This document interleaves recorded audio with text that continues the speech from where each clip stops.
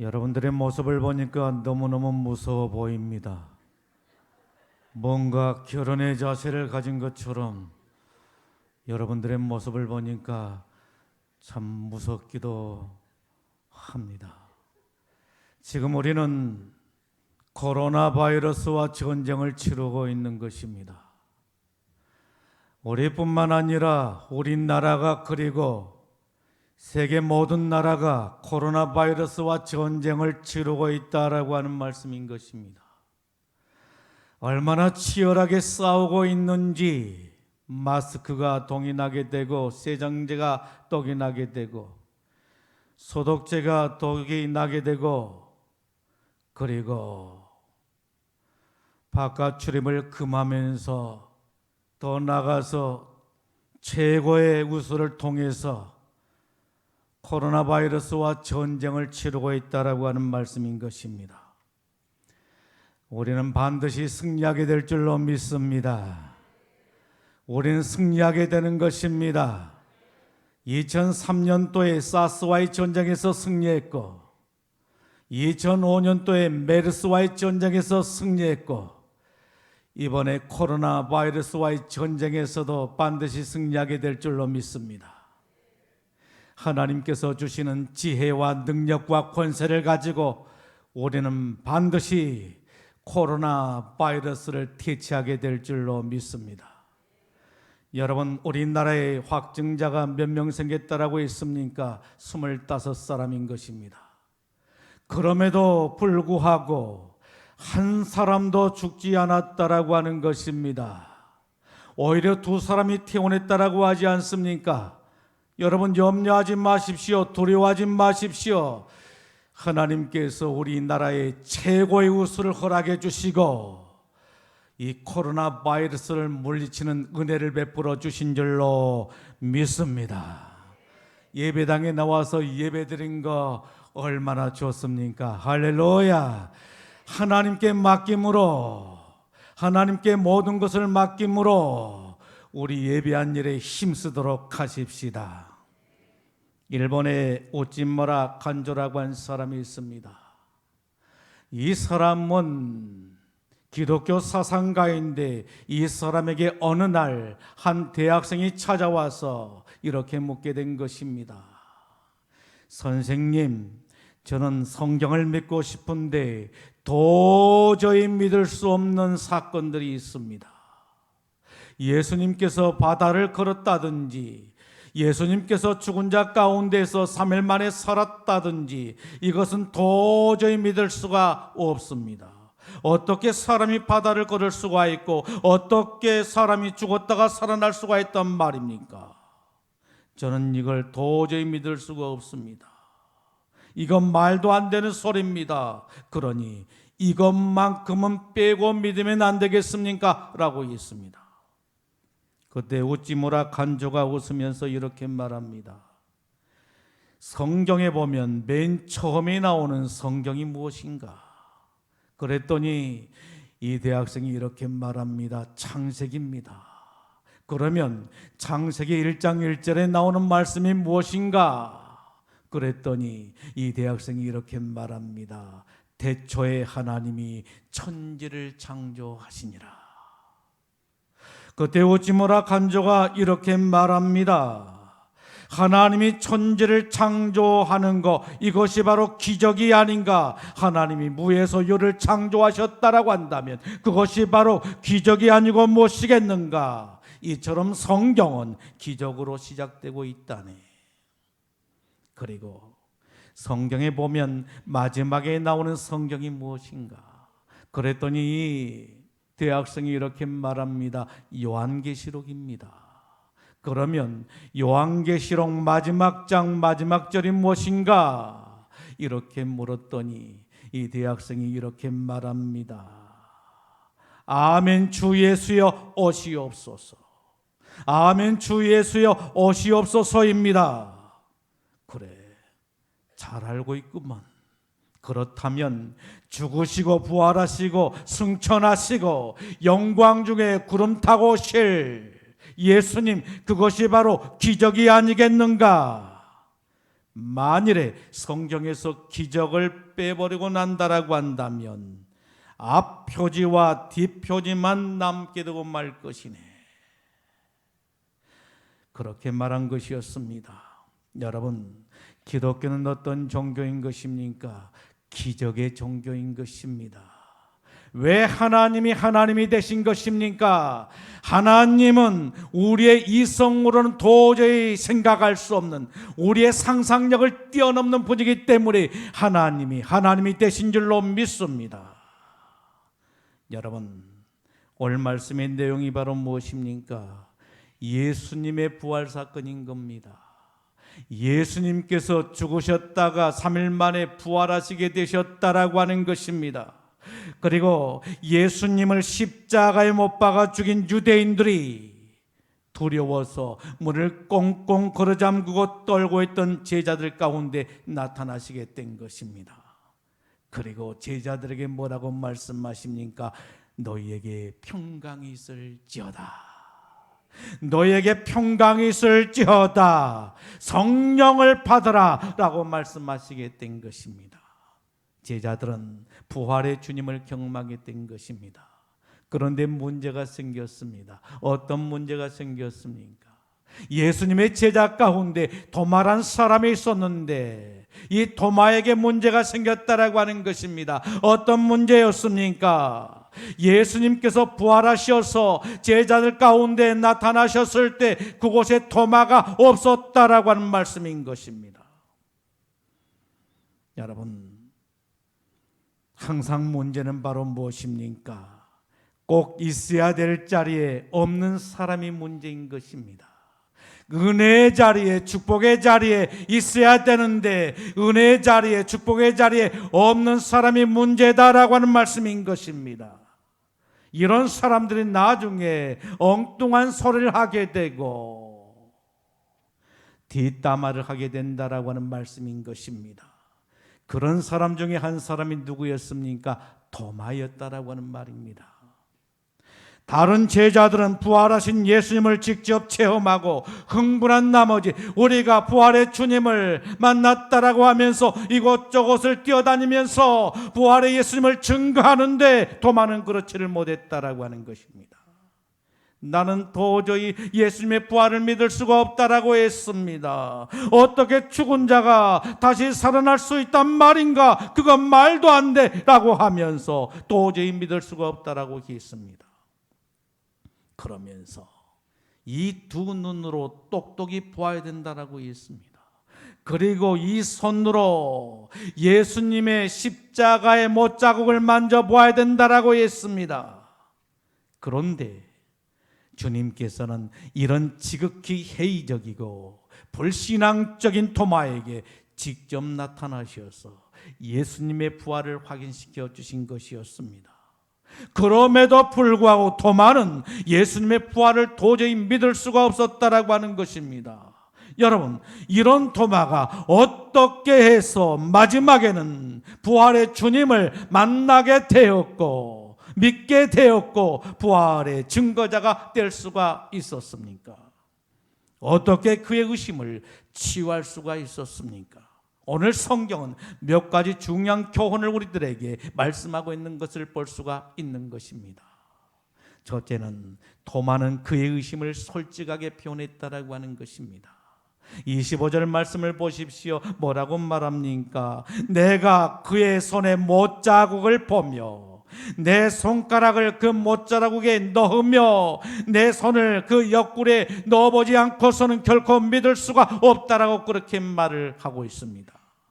도마는 그의 의심을 솔직하게 표현했습니다. 주님 앞에 그의 의심을 솔직하게 표현한 것입니다. 오늘 우리들도 마찬가지인 것입니다. 우리의 의심을 솔직하게 주님 앞에 표현할 수가 있어야 하는 것입니다. 의심을 솔직하게 표현해야 됨에도 불구하고 표현하지 못하게 되면 어떤 일이 생겨나게 된 것입니까? 큰 병이 생긴 것입니다. 어떤 병입니까? 의심병인 것입니다. 결국에 이 의심병으로 말미암아 넘어지게 되고 쓰러지게 된다라고 하는 말씀인 것입니다. 그러므로 우리의 의심을 솔직하게 주님 앞에 고백할 수가 있어야 하는 것입니다. 여러분, 도마의 이런 회의적인 반응에 예수님께서 어떻게 반응하셨습니까? 그건 마귀적인 태도라고 책망하셨습니까? 그건 사단적인 생각이라고 책망하셨습니까? 아닙니다. 27절 말씀을 보십시오. 예수님께서 뭐라고 말씀하시게 된 것입니까? 내 손가락을 이리 내밀어 내 손을 보고 내 손을 내밀어 내 옆구리에 넣어보라. 그리고 믿음 없는 자가 되지 말고 믿는 자가 되라고 말씀하시게 된 것입니다. 여러분, 무슨 말씀이죠? 할 수 있는 방법으로 내 믿음을 점검하고 내 믿음의 진정성을 확인하고 내 안에 있는 회의적인 생각을 극복하라라고 하는 말씀인 것입니다.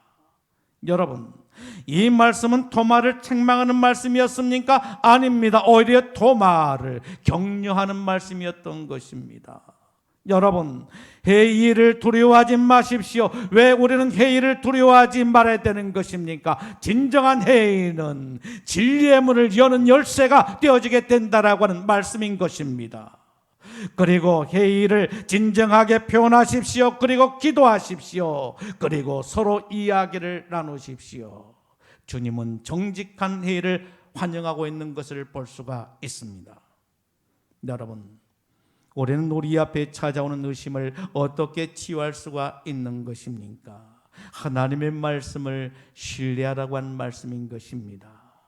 우리가 하나님의 말씀을 신뢰하게 될 때 우리를 찾아오는 의심을 우리는 치유할 수가 있는 것입니다.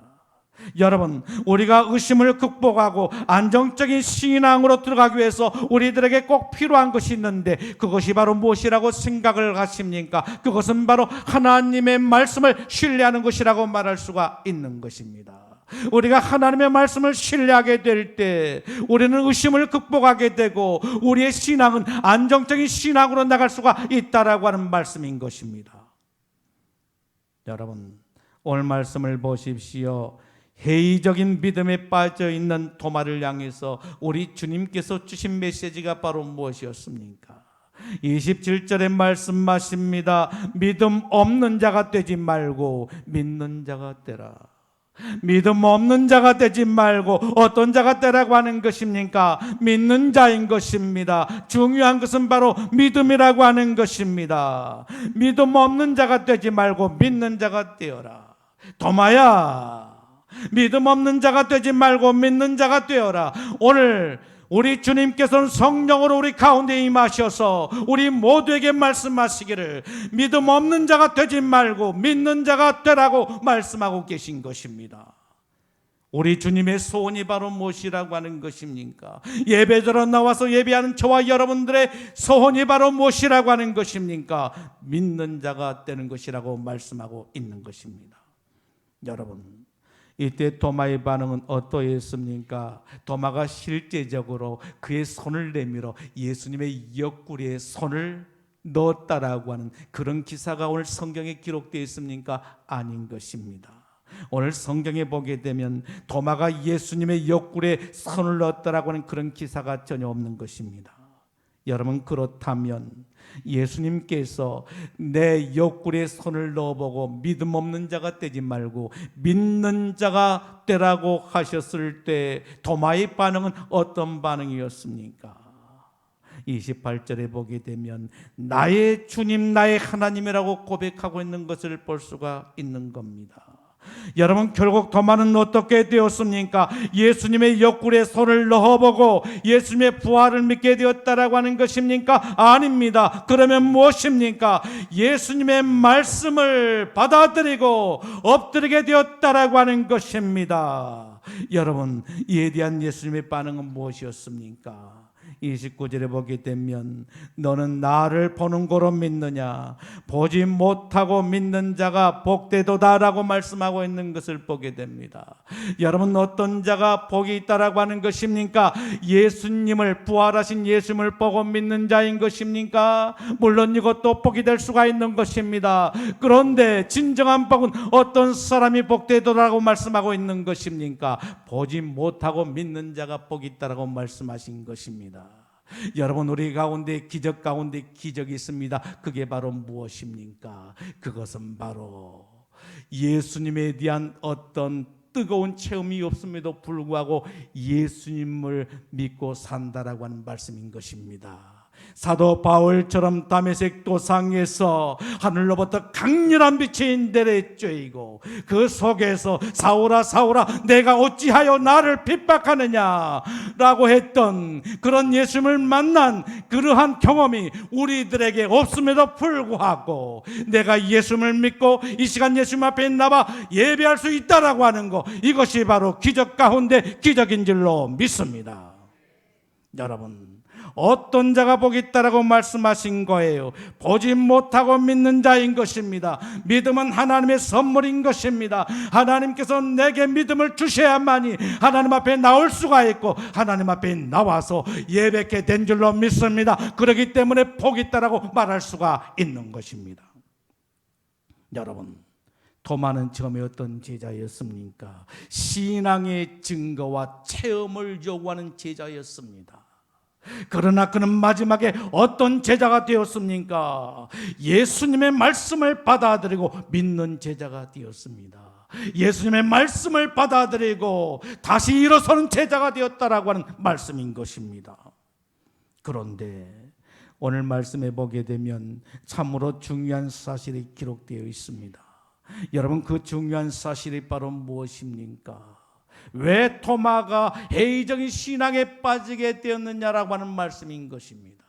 왜 토마가 회의적인 신앙에 빠지게 되었는가? 그 동기가 바로 무엇이었는가? 오늘 성경은 증언하기를 공동체에서 떠나 있었다라고 하는 말씀인 것입니다. 다른 제자들은 공동체를 소중히 여기고 모이는데 힘쓰는데 도마는 그렇지가 않았다라고 하는 것입니다. 여러분, 24절 말씀을 보십시오. 뭐라고 말씀하고 있는 것입니까? 12 제자 중에 하나로서 디두모라 불리는 도마는 예수께서 오셨을 때 함께 있지 아니한지라. 함께 있지 아니한지라. 여러분, 도마는 예수님께서 오셨을 때 어떻게 했다라고 하는 거예요? 함께 있지 않았다라고 하는 거예요. 함께 있어야 됨에도 불구하고 함께 있지를 않았다라고 하는 것입니다. 모든 제자들은 함께 모여서 있는데 도마는 그 자리에 없었다라고 하는 것입니다. 제자 공동체를 떠나게 된 것입니다. 이것이 문제였던 것입니다. 여러분, 만일 도마가 부활하신 예수님께서 첫 번째 나타나시게 되셨을 때 그곳에 있었다라고 한다면 도마는 어떻게 되었을까요? 그는 회의적인 신앙에 빠지지 않았을 것입니다. 그런데 문제는 무엇이었습니까? 그곳에 없었다라고 하는 것입니다.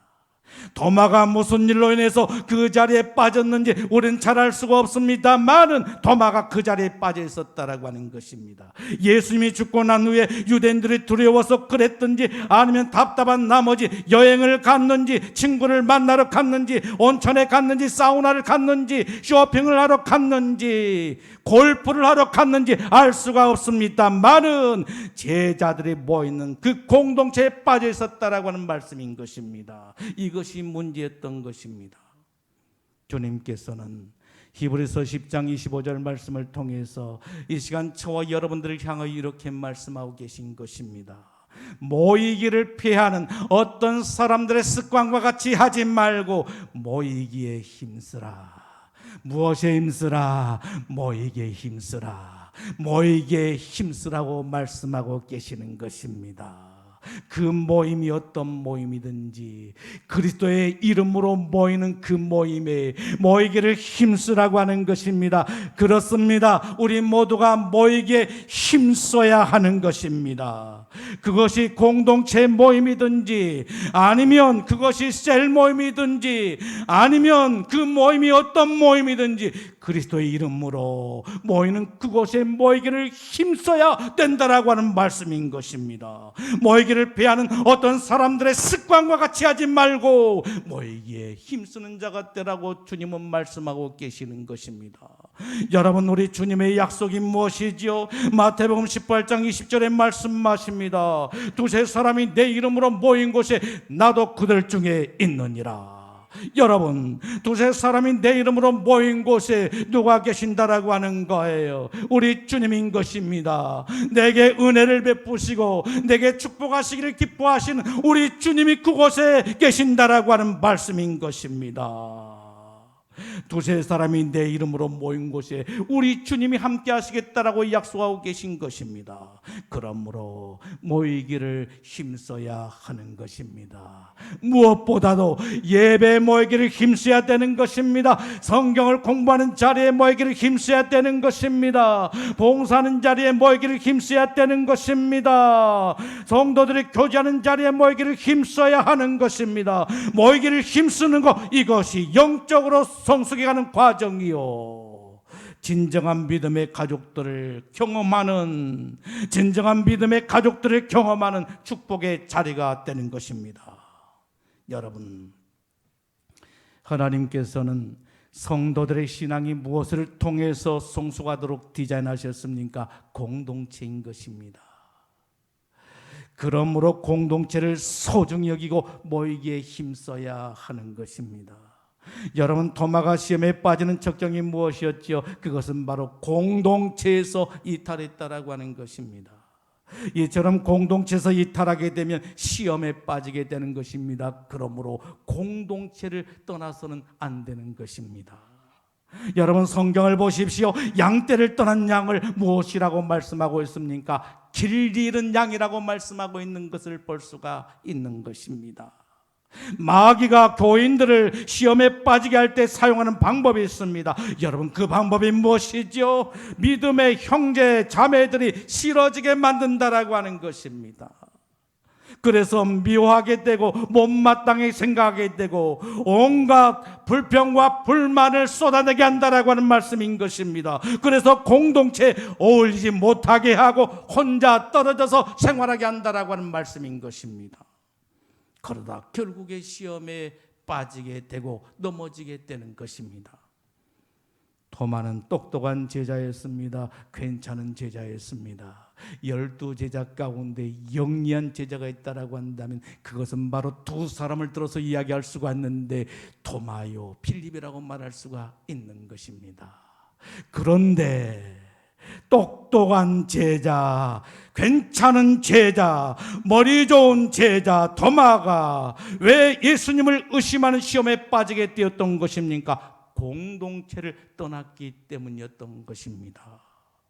이처럼 공동체를 떠나게 되면 시험에 빠지게 되고 넘어지게 된다라고 하는 말씀인 것입니다. 예수님께서는 이런 토마를 치유해 주십니다. 의심병에 빠진 토마, 믿음이 없는 토마를 치유해 주시게 된 것입니다.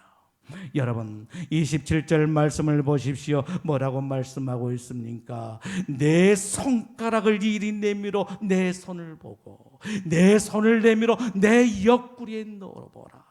그리하여 믿음 없는 자가 되지 말고 믿는 자가 되라고 말씀하신 것입니다. 여러분, 중요한 게 무엇이라고 하는 것입니까? 믿음이라고 하는 것입니다.